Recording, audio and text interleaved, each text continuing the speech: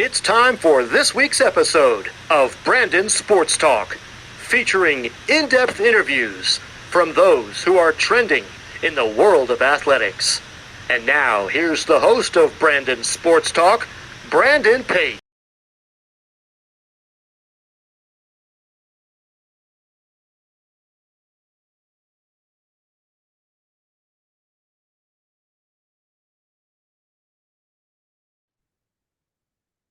Welcome back to Brandon Sports Talk. In today's episode, I have the privilege of interviewing the UAB's head women's golf coach, Coach Jesse Lawley. How are you doing today? I'm good, man. Appreciate you having me. It's going to be a good morning. Thank you. Can you talk about how you knew that you wanted to become a head women's golf coach? Yeah, obviously I played at UAB and now I'm back, but kind of toward the end of my, I guess you'd say, senior year, I kind of thought I might want to get into coaching. Probably always had this kind of goal to do something in sports, and became a GA at Berry College. Got my MBA there, and I guess about 3 months in, I was like, "Yep, this will probably be it." So here we are. What was that experience as a collegiate golfer playing at UAB? Yeah, so rewarding. There's just not that many, I guess, student athletes. I mean, there are, but once you leave high school golf to transition and get to play collegiate, there's just not as many people. So, such a privilege, such an honor. I'm very thankful to obviously was able to get a degree while I was here, and the rest, I guess, is history. While at UAB, what were some of your biggest accomplishments as a golfer? Oh, great question. Um, Great question. I'm trying to think how I would word this. It.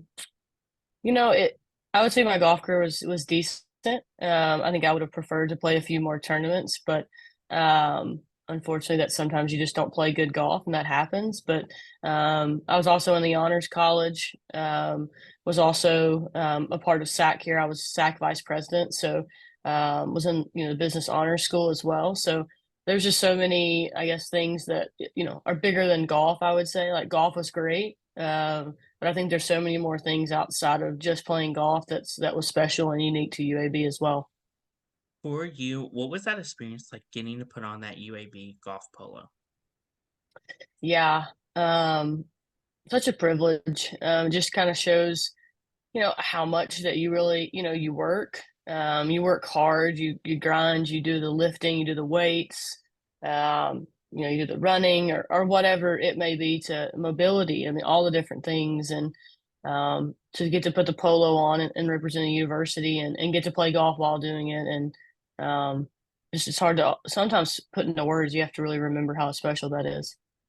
How was that experience like for you going to Lipscomb and being the head women's golf coach there? Yeah, such a blessing. They obviously I was probably at the time the youngest Division I head coach that we could kind of find on record, and so to get to be a head coach and get to coach there, obviously I've moved on to back to my alma mater, which I'm sure we'll cover at some point, but. Just so thankful that they gave a young woman, maybe even a young girl at that time, a chance to coach and um, I'm so eternally grateful because here we are so many years later, and obviously I'm back being a Blazer, but I will always have a special place in my heart for the Bison. Of course, what were some of the things that you were able to accomplish in those last few seasons at Lipscomb before coming to the Bison? Yeah, before coming back here, we had a handful of tournament wins, freshman of the year. I mean, but again, those accolades are the girls. Man, they work so hard.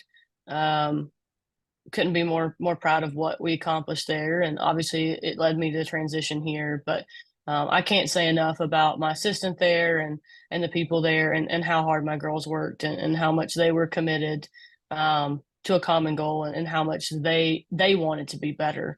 They obviously have to have a leader, um, but I didn't have to lead hard because they were really good at just being good people and good golfers and just good humans. And I can't say enough about how great they were. For you, what was that feeling like getting the call from your alma mater to return back and become the head coach? Wow. I actually teared up. You know, I knew I was probably getting ready to transition. I feel like coaches kind of know when their time's run out and you might want to look somewhere else. And I'm not sure at the time I knew I had turned down other kind of job interviews and job offers, but because I was really happy with Lipscomb. But and then home called. Again, I'm only from an hour from here. I played here, put this uniform on, and so I teared up. I mean, we probably knew officially for about 72 to hours before that it was going to be announced that I was going to, be the head coach here. And I really didn't tell very many people. I would think maybe five people knew. And but when I finally got the official call that he could officially offer the job to AD here, yeah, I teared up. I just didn't know that how much I really wanted it until it happens in that moment and you finally hear those words. And um, good gracious, it was so moving, and I'm just so thankful. For you, what was that feeling like coming back home to your alma mater and becoming the head coach and taking over the program? It's people ask that, and it's still hard for me to put into words. Like I sometimes have to pinch myself, and I think back to. It's funny because we play some of the same courses that we played when I was here, and there'll be certain holes that I'll be like, "Yep, I remember that shot," or "I remember doing this," or "I remember having that conversation with my coach," and now it's a role reversal. Now I'm the coach with the same polo back on, so I don't know that I can even summarize. I think it's just priceless. Because when you take your uniform off as the first, the last time as a senior, and you finish the last workout, or it's just emotional. It's obviously a transition. There's so much change, and yeah, man, it's hard because you're like, this probably won't ever happen again. And there's just not many coaches that get to come back to their alma mater and coach. So um, I really have to, especially I'm sitting in the office that I sat across from my coach in, and now I'm on the other side of the desk, and I just sometimes I'm like, man, I can't believe it. It's come this full circle, and just how truly blessed that I am. What was that like getting to take over the program from where your previous coach that coached you, and now you're now taking his spot? Yeah, yeah. So she stopped coaching, I guess, a few years before I took the job.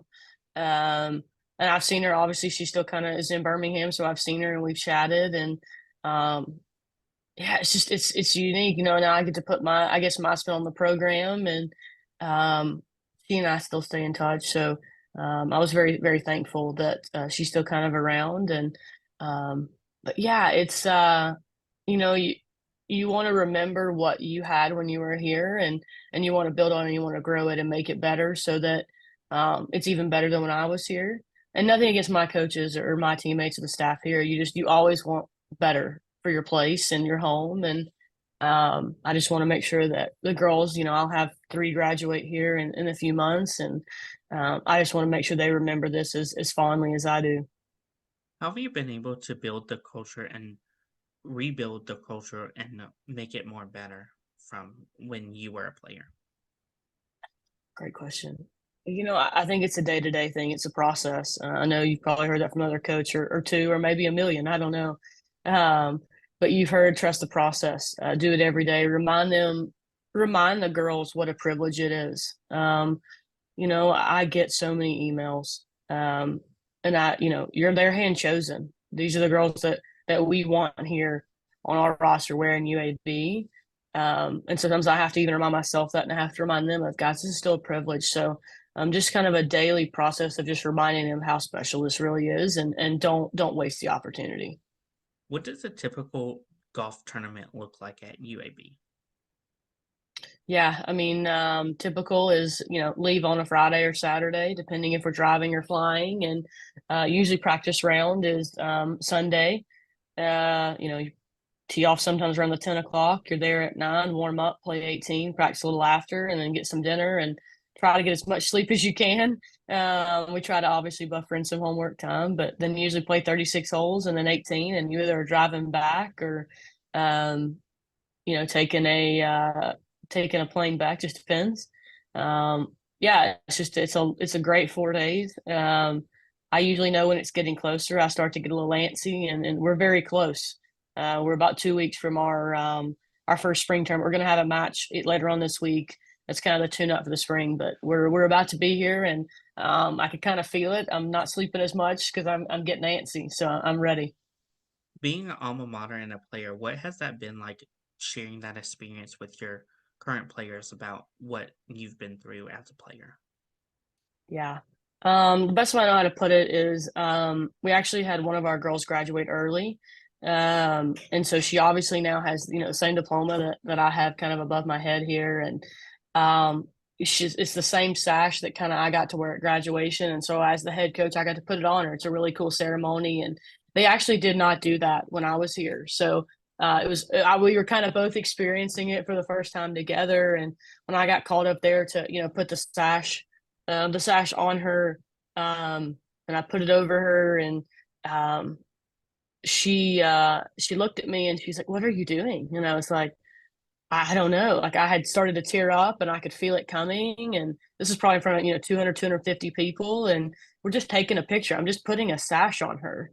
It's nothing like, it was special for me and her, but to probably half of those people are like, "We don't care about you."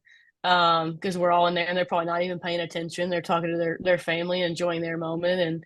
And yeah, she just kind of looked at me and I looked at her and I was like, I'm emotional. I wasn't expecting this. And to know that you're going to get the same diploma I have and you're putting the sash on that I wore, I'd only really been here about 3 months at that point. So I guess that was one of the first times that reality had really sank in for me, that you're back home. And it was such a blessing. I can't put it into words. And the emotion just overtook me. And she was like, "You're going to have to get it together because I'm going to start crying in front of all these people if you start crying." And she's like, "I guess it'll be okay, but nobody's going to understand why we're crying. This is supposed to be happy." So, um, but it was just a special moment that I'll always remember because that was when reality really hit me. And really, honestly, right in the face of, man, you're back home and this is different. This is unique. And don't forget this. Many coaches don't get to do this.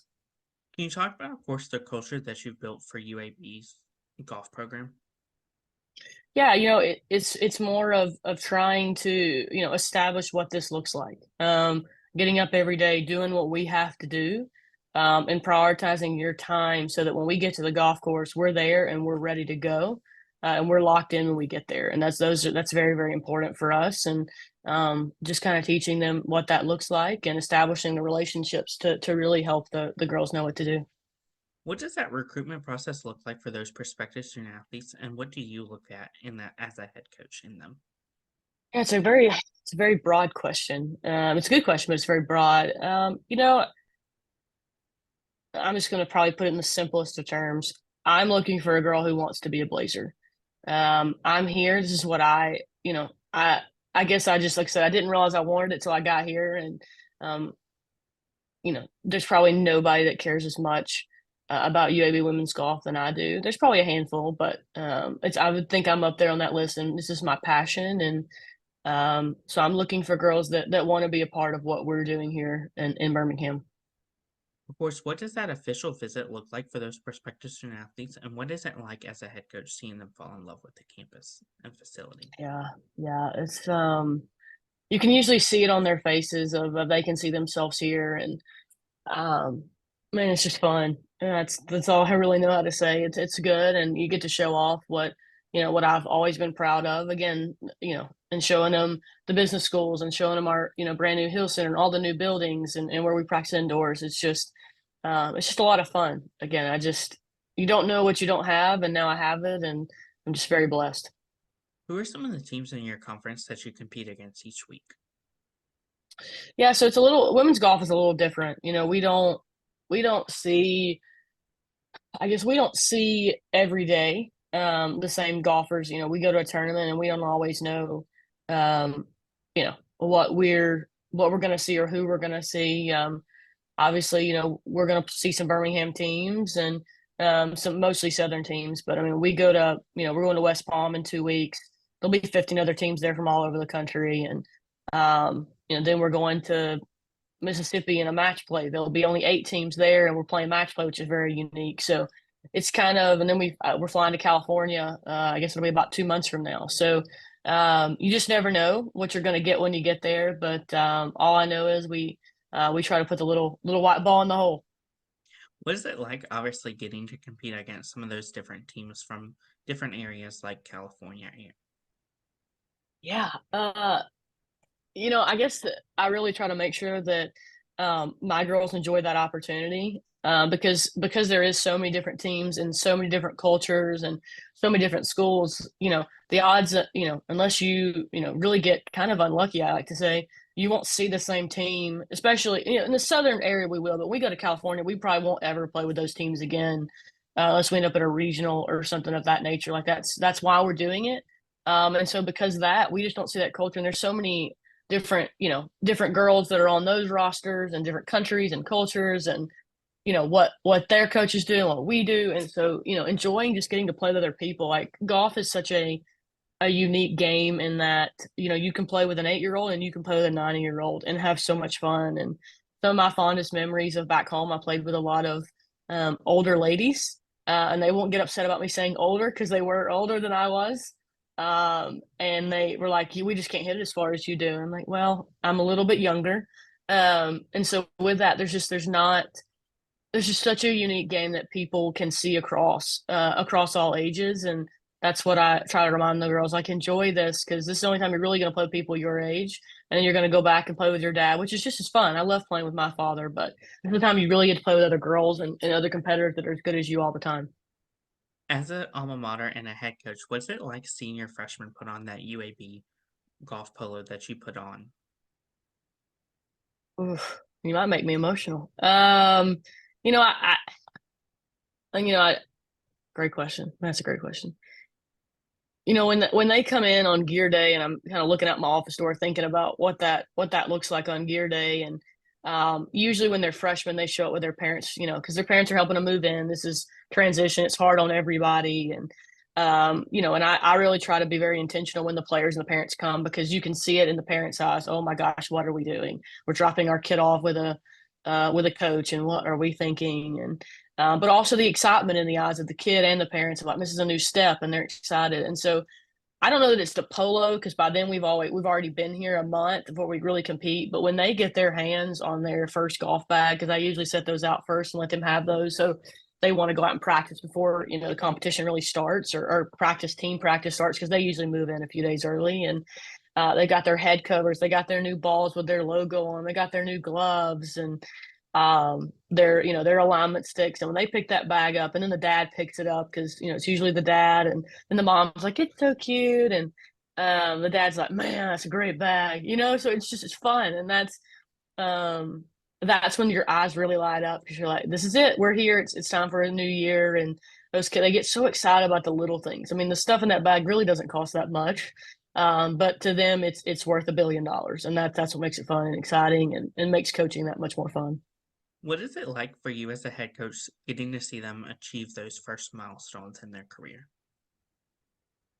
So rewarding. It's really the only thing I can say is, because you bring in an 18-year-old and we have to have the freshman conversation of you did this. So how would we change that moving forward? We understand you're 18. So, and then when they walk out, they're 22 and they're full grown women and they're going to have a great degree from a great school. So, you just kind of sometimes get to smile or and I really try to, especially when we're playing golf. I can just think of an instance where a girl really she had some bad rounds as a freshman. But then this past fall, there was a couple times where she got a little wobbly, but then she immediately brought it back and it was really good. Or she made a great decision and I couldn't get her to coach it, but I saw it. And, then you get to go back and say, man, a year ago, this would have happened and this is what it would have looked like. And it would have been a disaster. But now you're a seasoned sophomore, you're a seasoned junior, and you've come so far. And now I don't even have to coach that because you knew what to do. That's when it gets the most rewarding. For you as a head coach in alma mater, what is that like getting to see those seniors put that uniform on for the last time? You try to remember what you felt and all that memories and the emotion, and you try not to get too worked up about it. But also you want them to cherish it. And, when you're kind of getting down to the last couple of rounds, and we know it is, we usually let them, lead the prayer or, lead the our kind of chant where we kind of team huddle and let them kind of give a thought because you want them to remember. They shoot 100 that day, which most of mine don't. They really don't, so it doesn't matter.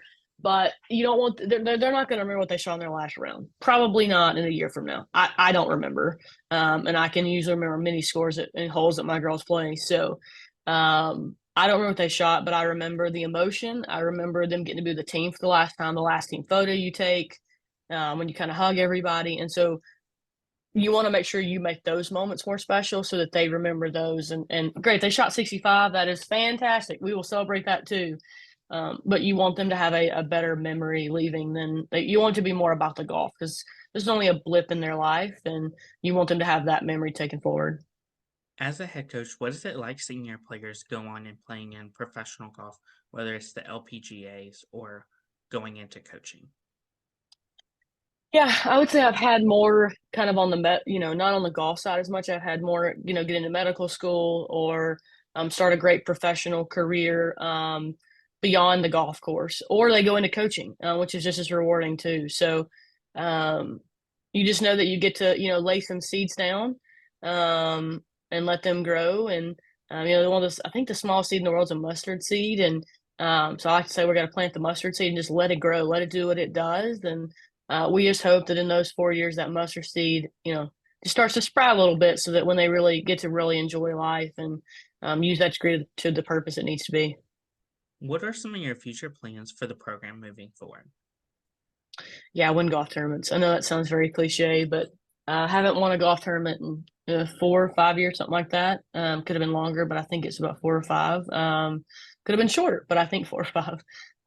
And so I want to make sure that we start our own winners wall here and start our own legacy here. We've got a lot of academic All-Americans. We had an academic All-Conference last year, which was amazing milestones. And we did have a T2 in the fall.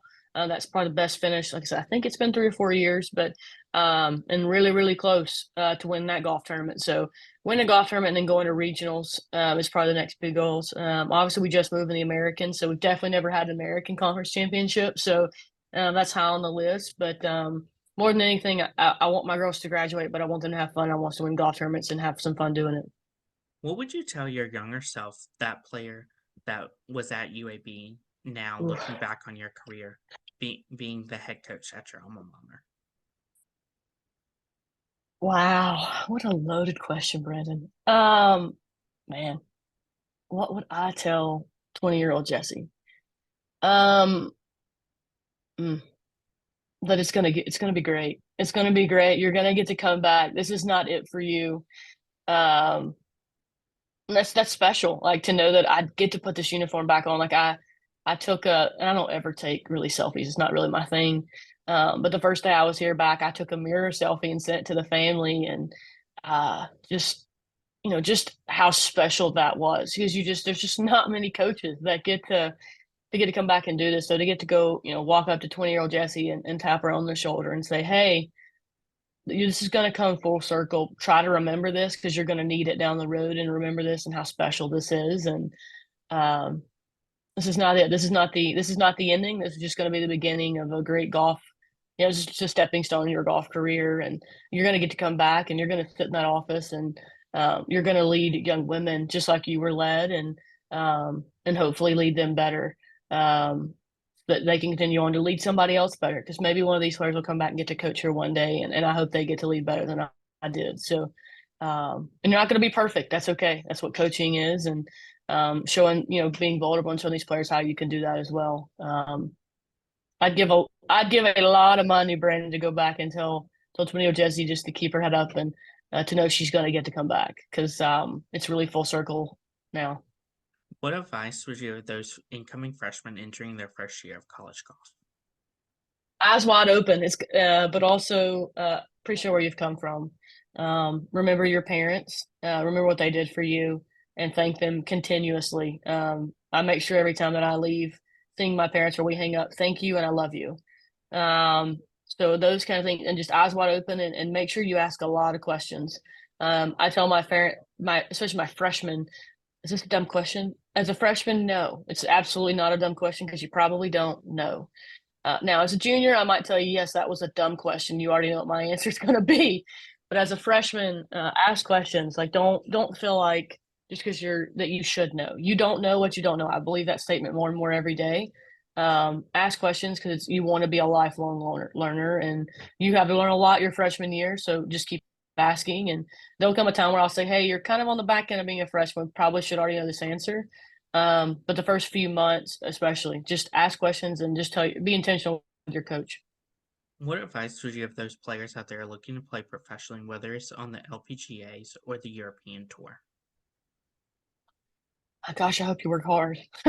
It's really hard. It's really hard to make a living on those, and um, but I sometimes I did I go down that path? Should I have gone down that path? Would I did I work hard enough? And I'll be honest, probably not even close.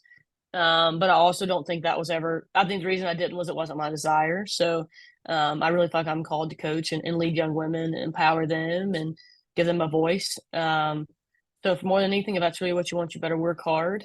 And then, like I said, try to find a mentor. Try to find somebody that'll really pour into what that looks like for you. What advice would you give those future head coaches looking to build their own program and build their own legacy? Find you somebody that you can straight up ask, "Am I crazy? Did I do this wrong? Did I do this right?" Um, Find somebody that will be honest with you, especially in your assistant role too. There's definitely been some days I've looked at my assistant here and just said, "Was I wrong?" He'd be like, "Yeah, you were wrong. You need to go apologize," and that's okay. Like that, I'm a lifelong learner too. I don't know everything, and that's what I try to remind myself. It's okay if you make a mistake. They're gonna make them, and be a better coach by apologizing and tell them, "Hey, I was wrong, and I wanted to confront that with you, and I apologize. It's not going to happen again." And there's been times where you have to ask your point blank assistant, "Can I be angry? Can I be right? Can I be right?" And they're going to say, "Yes, you need to be upset. Be the head coach here, and take ownership of that moment too, and be with your players, and correct them. Like they're here to learn too, just as much as you are as an adult. So, so get you a mentor, get you a good assistant who is, um, I don't know if that I would say a really close friend's probably the way I would put it. I have no doubt that um, my assistant here has my back. No matter what we do, he's got my back, and so that's also a really key piece of our program, and a lot of our success is because of him. It was at my previous university. My assistant there, we were very successful because of her. And so always, make sure you also thank them for that too. What advice would you give those alma mater people like yourself looking to go coach back at your alma mater and be either a head coach or even just coach at your alma mater? Well, it just kind of fell into my lap, I guess, when I took it. So I don't know that I'd have any advice. I guess an open door policy that maybe that's what you want. Um, there's just no place like home, and I know that's super cliche. But to get to come back and eat the favorite restaurants that I ate when I was in college, like that didn't hurt my feelings either, Brandon. Because there's some good places here in Birmingham. Birmingham has some good food. It's even more fortunate for me. My family now lives here too, and we've all taken jobs here. So, but what I would tell them is eyes wide open to that and listen. And if that's really something you want, even though at the time probably didn't really want this, to be honest, I was really happy at Lipscomb. But when home called, like I was like, I got to go. This is home, and so eyes wide open to it. And man, I'm now a year and a half into being here, give or take, and I've really, especially over Christmas and Thanksgiving, kind of it's our slow time. I've really had some time to reflect, and man, I'm so thankful. Like I can't put that into words how thankful I am to be back here, and UAB giving me this opportunity to get to put this uniform back on. And I try to really, when it's not great conditions outside and it's not that fun to be coaching golf and it's 45 degrees and the wind's blowing, I still try to remember, hey, it's still a privilege to be here. And that's the biggest piece of advice I would give. That's great advice. Where can my listeners find you at on social media along with the UAB women's golf program at? Yeah, there's a couple different areas. We've got Twitter, Instagram at UAB. I think it's underscore W Golf. And then obviously I'm on Instagram at I think I'm at Jesse Lawley underscore at Jesse underscore Lawley. I think both, and we also give a lot of information through our website. Um, so yeah, I mean, please follow us. You'll see a lot of probably crazy things too, but that's kind of what makes it fun is kind of sharing just a little bit of a blip of the crazy life that I guess we live, but the fun life, man. It's fun to coach. It's fun to be with these girls. I do tell them all the time, y'all are getting younger and I'm getting older, but thankfully they do keep me young, even though I'm not that much older than they are. But some of the things they started to say, I'm like, yep, I'm getting up there. But I think that's what makes this fun is you'll get to see just a glimpse of what we get to do here and what a privilege it is. Thank you again, Coach Jesse Lawley, for your interview and best of luck in your future at UAB as the head women's golf coach. Thanks, Brandon. I appreciate you having me. And as always, go Blazers. Thank you. You can find Brandon Sports Talk on Instagram at Brandon Sports Talk, Twitter at Talk_Brandon, and you can find me on YouTube at Brandon Sports Talk. Don't forget to like, comment, and subscribe. Thank you again, Coach Jesse Lawley, for your interview and best luck in your future. You've been watching Brandon Sports Talk. Please feel free to like, share, and subscribe to Brandon Sports Talk on social media and on YouTube.